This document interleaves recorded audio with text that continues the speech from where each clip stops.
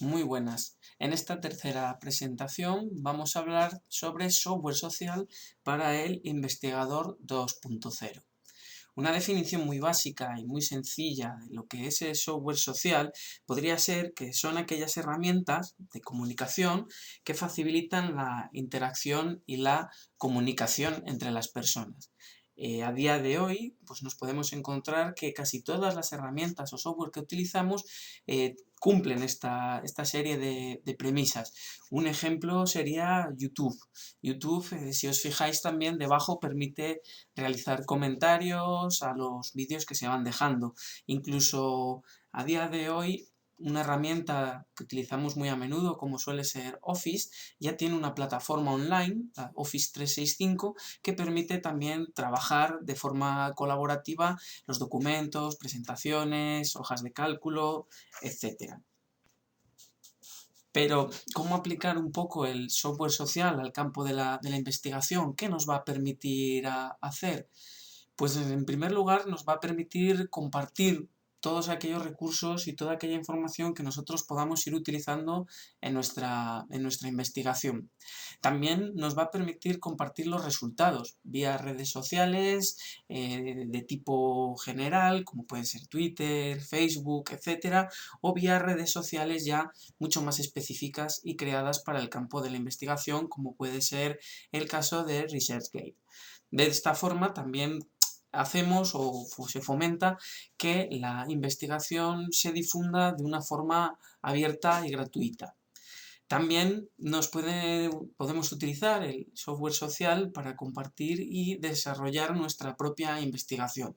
Podemos escribir documentos de forma colaborativa, algún artículo, incluso también los proyectos. En muchos casos trabajamos con gente de otras universidades y esto nos permite trabajar sobre un mismo documento aunque estemos en distintos puntos de la geografía.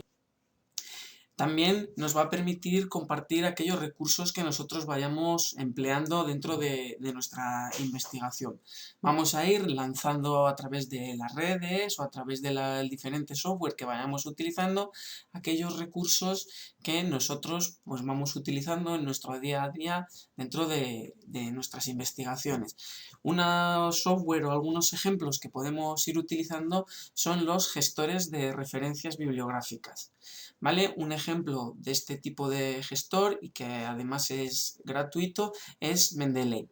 Estos gestores de referencias nos permiten tener organizados nuestros artículos, nuestros papers y todo aquello que nosotros vayamos consultando. Además, en el caso de Mendeley, también nos puede ayudar a hacer las referencias bibliográficas de nuestros artículos y funciona bastante bien. También otros tipos de software que podemos utilizar son los favoritos sociales. En este caso es como los favoritos que a veces utilizamos en nuestro navegador, pero en este caso cumpliendo una función social. Esa función social es que podemos compartirlos de forma muy sencilla a través de un enlace. Esto es un ejemplo, digo, que lo habéis utilizado en el tema anterior.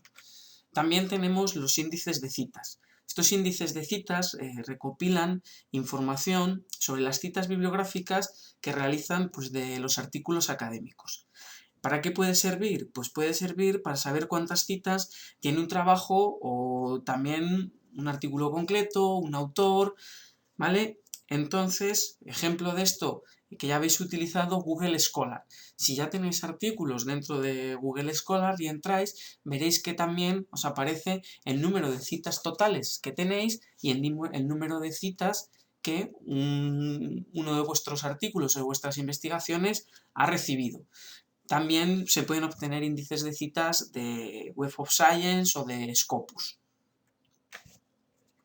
El software social aplicado a la investigación 2.0 también nos sirve para ir compartiendo los resultados de nuestras investigaciones. Por ejemplo, una de las cosas que ya conocéis y que venís utilizando durante el curso son los blogs. Un blog enfocado a la difusión científica nos puede servir a nosotros para ir publicando y difundiendo pues, los eventos a los que acudimos, las comunicaciones que damos en distintos congresos, podemos poner los pósters que vamos también poniendo en los congresos, incluso también podemos ir difundiendo pues, los artículos que vamos publicando, poniendo pequeños resúmenes de los resultados, etc. Otro aspecto también son los servicios de noticias científicas. Existen diferentes páginas web donde salen noticias científicas y que también nos pueden servir para estar un poco al día. Si recordáis, en el tema anterior habéis utilizado Feedly para suscribiros a revistas científicas. Entonces, con esto lo que ganamos es que nosotros no vamos a buscar la información, sino que la información viene a nosotros. Y mediante estas suscripciones y estos servicios de noticias científicas, si nosotros publicamos ahí algo o dejamos un resultado, también servirá para que se difunda entre otros compañeros de investigación. Y finalmente están ahora muy en boga las políticas de acceso abierto, es decir, acceder de forma gratuita a las publicaciones.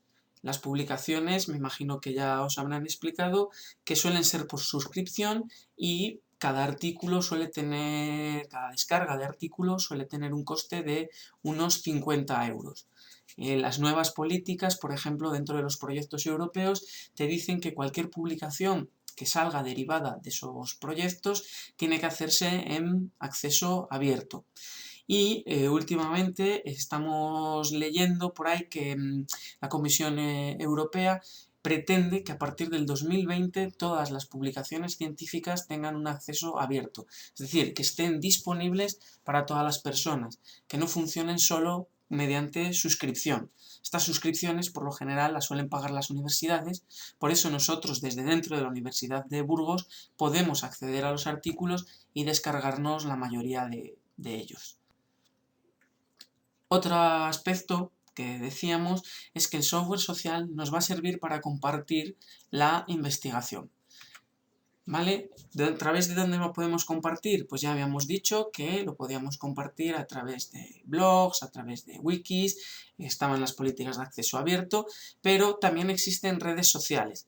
Redes sociales además científicas, es decir, creadas específicamente para el campo de la ciencia. Los dos ejemplos más conocidos son academia.edu y ResearchGate. En esta red social tipo ResearchGate lo que se suele hacer es que se dejan copias de los artículos o de los preprints de los artículos y todos los que estén dentro de esa red se lo pueden descargar. Pero también hay quien deja preguntas, haciendo como tipo Facebook, ¿no? Alguien deja una pregunta sobre una duda que tiene y otros investigadores pues tratan de resolverle esas dudas, por ejemplo, referente a metodologías, cómo hacer un determinado experimento, etc. También existen las bases de datos científicas, ¿vale? Estas bases de datos recopilan todos los artículos científicos que hay publicados, todos o los que hay dentro de unas determinadas revistas. ¿Cuáles suelen ser los más conocidos? Los más conocidos suelen ser la Web of Science, Scopus y luego también hay algunos otros que dependiendo del campo de investigación se suelen utilizar o no. Por ejemplo, dentro del campo de educación muchas veces también hay gente que utiliza otro que se llama Dialnet. En cambio, dentro de las ciencias de la salud, por ejemplo, mucha gente utiliza otro que se llama PubMed. Entonces, dependiendo del campo de investigación en el que estemos trabajando, utilizaremos unas bases u otras. Pero, sin duda alguna, la Web of Science es donde están las revistas con mayor impacto de investigación a nivel mundial. Y luego también existen otras plataformas creadas para compartir directamente la investigación y algunos servicios instrumentales participativos.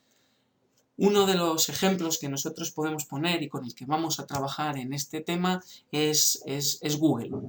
¿Vale? Ya sabéis que con una cuenta de Google, vuestro correo electrónico, también tenéis acceso a, de forma gratuita, crear blogs, a un canal de YouTube y un calendario. Y quizás uno de los aspectos más llamativos o que igual más nos interesan es que tenemos acceso a Google Drive. Google Drive al final es una suite ofimática prácticamente completa, pero la tenemos online. ¿Qué quiere decir esto? Que es como si tuviéramos un Office, pero que no necesitamos tener instalado en nuestro ordenador. Es decir, desde cualquier ordenador con acceso a Internet y un navegador tendremos acceso a esa suite ofimática. Google Drive funcionaría un poco como disco duro virtual, donde podríamos dejar toda nuestra información y después ahí accederíamos y online podríamos editar documentos sin ningún tipo de problema. Los tipos de archivos que nos permite trabajar Google Drive suelen ser los clásicos que solemos utilizar en la mayoría de nuestras investigaciones, salvo en aquellos casos en los que ya utilicemos un software específico. Pero nos permite crear documentos, nos permite crear presentaciones, nos permite crear hojas de cálculo y también, igual esto ya es un poco más diferente o menos conocido, formularios y hacer pequeños dibujos. La ventaja de utilizar Google Drive es que vamos a poder crear archivos, aparte de crearlos, los vamos a poder editar de forma online, es decir, sin necesidad de instalar ningún programa e independientemente del ordenador que estemos utilizando, y también además los vamos a poder compartir de una forma muy sencilla. Otra de las ventajas que ofrece es que podemos trabajar de forma colaborativa. Es decir, que varias personas pueden estar trabajando sobre un mismo documento a la vez y sin ningún tipo de problema. ¿Esto qué nos permite? Nos permite olvidarnos un poco de las versiones. Muchas veces empezamos a intercambiar archivos y empezamos a tener versión 1, versión 1.1, versión 1.1, 1.2, ¿vale? Todo esto nos permitiría trabajar sobre distintas versiones en un único documento. Y otra opción también que viene, que es bastante interesante, es que permite crear y responder comentarios. Me imagino que muchos ya lo hayáis hecho dentro del Word, en la parte del control de cambios, se pueden dejar ahí pequeños comentarios diciendo revisa esta parte, revisa esta otra, cambia esto aquí, ¿vale? Todo esto también nos lo permite hacer. Haciendo un repaso rápido de lo que nos permite hacer Google Drive, como veníamos diciendo antes, nos permite crear y editar documentos, es decir, como si tuviéramos un Word online.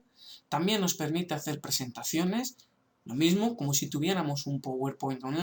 También las hojas de cálculo, es decir, como si tuviéramos un Excel, pero en esta ocasión también, como os vengo diciendo, online.